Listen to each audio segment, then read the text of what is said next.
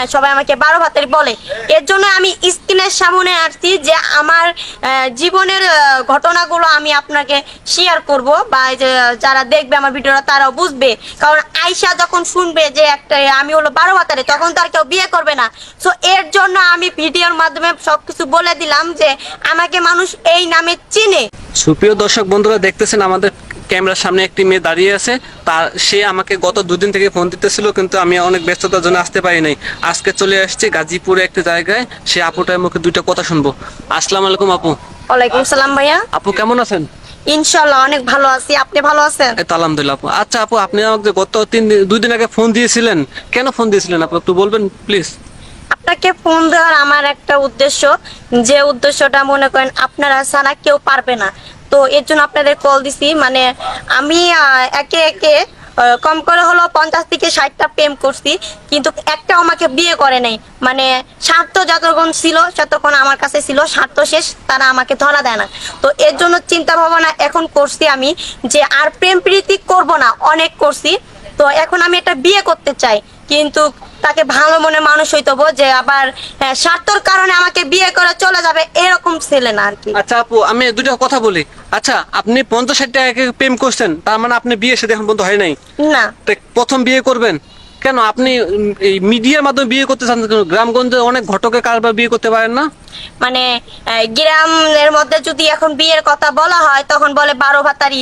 হ্যাঁ মানে অনেক ছেলেদের সাথে সম্পর্ক করে, মেয়েটা ভালো না, অনেক কিছু বলে আর কি। এর জন্য আমি ভাবছি এই মিডিয়ারে মানে প্রচার করে আমি মিডিয়ার আর কি মাধ্যমে বিয়ে করবেন। বিয়ে শাদী বুঝতে করবো পারছি। আর কি। তার মানে আপনাদের অত্র এলাকার মধ্যে আপনি 12 ভাতা নামে পরিচিত। জি। এখন যদি কোনো ভালো ছেলে যদি আপনার এই সন্ধানে আসে, সে যদি আসার পর যদি শুনে আপনি 12 ভাতা সেই ছেলে যদি বিয়ে না করতে চায়, অতএব আপনার যা জীবনে সত্যি ঘটনা সেটা আপনি আজকে ভিডিওর মধ্যে বলে দেন। আসলে হয়েছে কি, যদি এরকম মন মানসিকতা থাকতো তাহলে আমার নিজের কথা আমি নিজে বলতাম না যে হ্যাঁ সবাই আমাকে 12 ভাতারি বলে। এর জন্য আমি স্ক্রিনের সামনে আসছি যে আমার জীবনের ঘটনাগুলো আমি আপনাকে শেয়ার করব, বা এই যে যারা দেখবে আমার ভিডিওটা তারাও বুঝবে। কারণ আয়শা যখন শুনবে যে একটা আমি হলো 12 ভাতারি, তখন তো আর কেউ বিয়ে করবে না। সো এর জন্য আমি ভিডিওর মাধ্যমে সবকিছু বলে দিলাম যে আমাকে মানুষ এই নামে চিনে।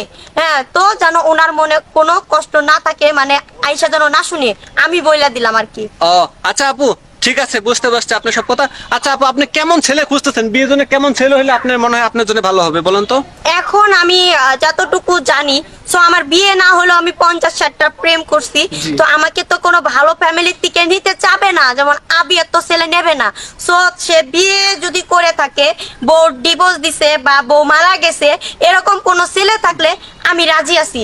আর যদি কোনো ছেলে প্রচুর পরিমাণ গরিব হয়, হ্যাঁ, তাহলে সেক্ষেত্রে মনে করেন যে আমাকে নেবে, ওরকম মন মানসিকতা ভালো, তাহলে মনে করেন তাকে আমি কম করে হলো 2 থেকে 3 লাখ টাকা দিয়ে আমি তার সাথে চলে যাব, সমস্যা নাই। বুঝতে পারছি, তার মানে আপনি টাকা দিয়ে বিয়ে করবেন। আচ্ছা আপু, কোনো প্রবাসী ছেলে যদি আপনাকে নক করে বিয়ে শাদী করতেছে, আপনি সেক্ষেত্রে রাজি আছেন তো, তাই না? জি, তাহলেও রাজি আছি, কিন্তু হ্যাঁ উনারে ভালো মনের মানুষ হইতে হইব।